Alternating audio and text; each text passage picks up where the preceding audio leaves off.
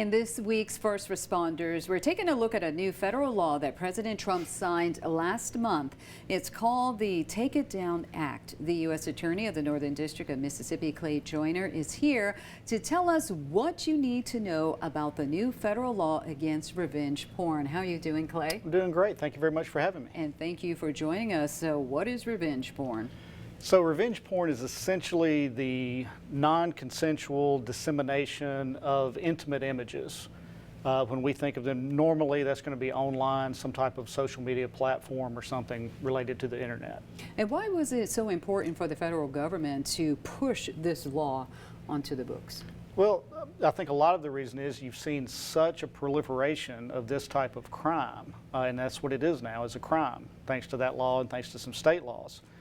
The push was really because of that proliferation and the need to deal with it, particularly as it relates to AI-generated images, because a lot of laws don't deal with that at all, and this law specifically does as well. So it's not just an actual image of someone in a setting that they would expect to be private that's disseminated, but if someone makes up images out of whole cloth that depicts an actual person, and they've basically made that person naked or put them in a sexual situation, then in that instance, that's a crime as well. And of course, we are showing all of this cell phone video. That is also another proliferation when it came to this becoming law, technology.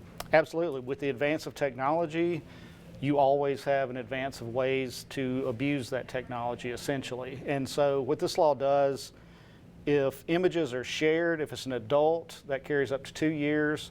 If an image is shared of a minor, that carries up to 3 years imprisonment.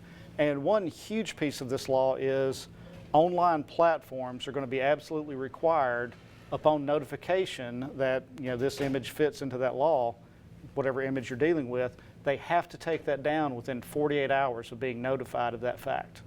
Okay, and not only that too, can victims sue in federal court? That's absolutely correct. There's also civil aspects to the law that actually came into, it's part of this law, but the Violence Against Women Act previously provided for that as well. And likewise, what this law does is it's not only concerned with the actual dissemination of the images themselves, but if someone were to try to essentially extort or blackmail an individual with those images. That is, if someone has, images of that type of you, and they threaten to release the images in order to coerce you into some course of conduct, that's also a law that a criminal offense that carries the exact same penalties as previously discussed. But now, on the issue with minors, most of those will be prosecuted as child porn if they fit that statute as well. All right, and before we let you go, again, this law goes into effect? It is in effect right now. The criminal portions are in effect as of May 19th of this year.